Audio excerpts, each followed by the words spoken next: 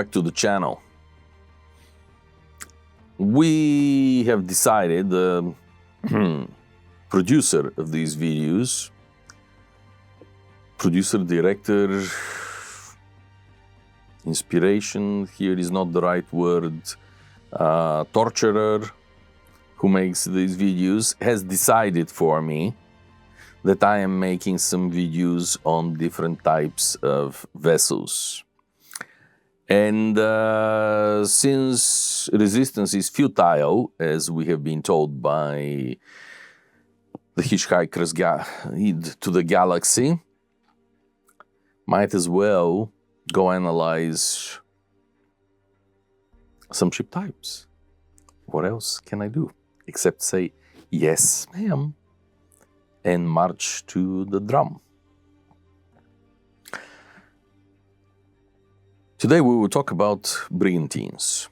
And of course, brigantine is a vessel that everybody has heard, everybody thinks they know what a brigantine is, and it is so simple, it is so straightforward, and it actually is not. Because brigantines in different times mean completely different things. And brigantine is not necessarily one specific rig.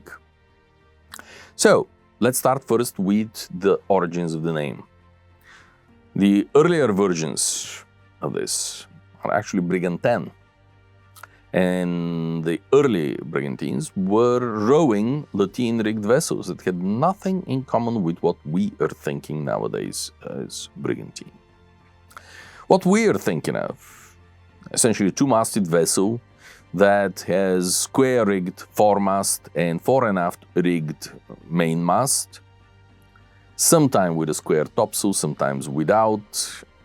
If it is completely without, then it is usually also referred to as hermaphrodite brig, or brig schooner, or brigantine. All of this is used. This is a late 19th century development.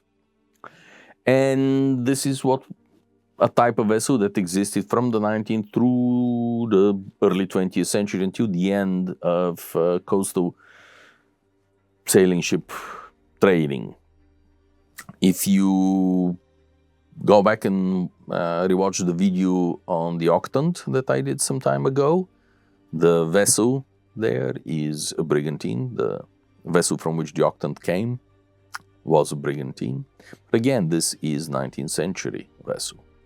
As I said, the early version is actually a Mediterranean vessel. Lateen-rigged, two masts with oars. Smaller than a fusta, let alone a galley, but with fairly similar tasks at hand. It was a close relative to the tartan, except for also carrying oars, therefore being narrower and being lower to the waterline. The next version of the brigantine that we will talk is an early 18th century. It is what we would describe as a sloop. Single-masted vessel, gaff rig, fairly burdensome. Guéraud de Passe, the French artist, in 1710 depicts this type of ship, and in the description he calls it exactly this, La Brigantine. But all Anglo-Saxons are likely to call it a sloop.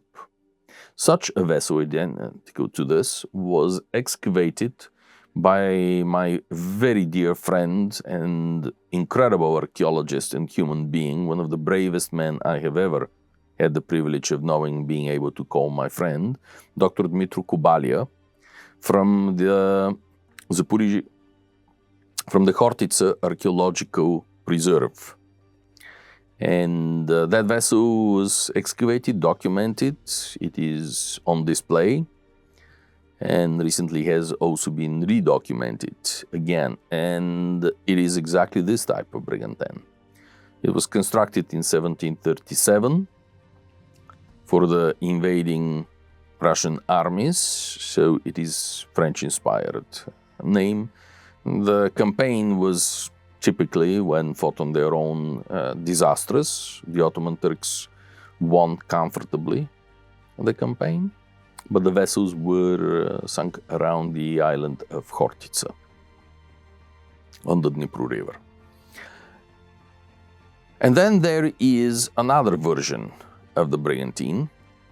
The English, I suppose, British, although when it emerges around 1693-ish, it is still England.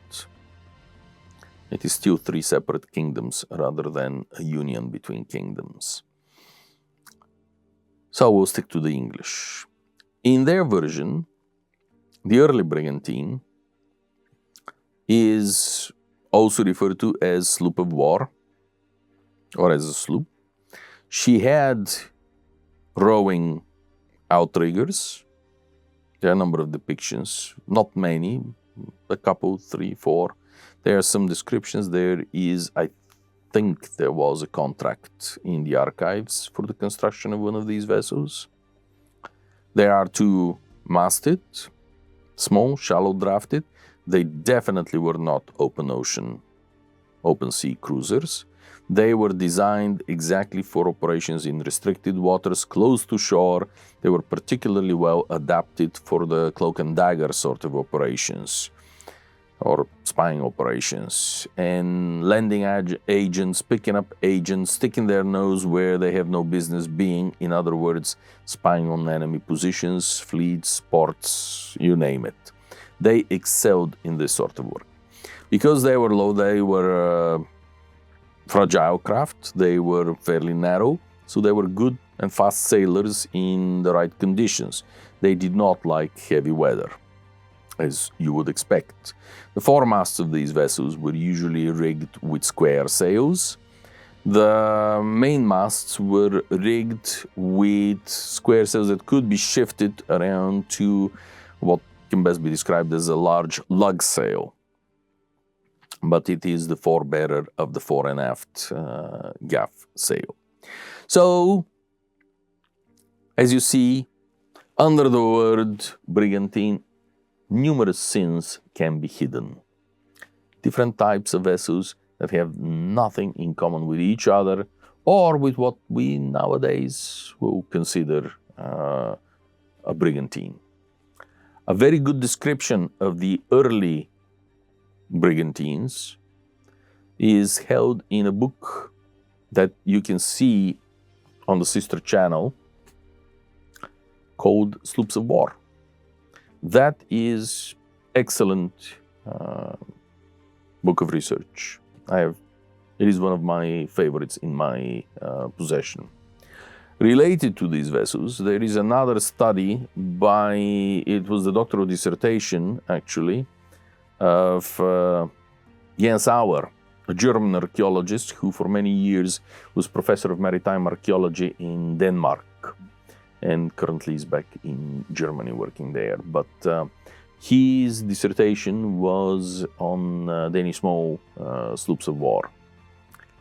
Snows, sloops, etc. That book, if you can find it, is another excellent source for these small early cruisers below the rate.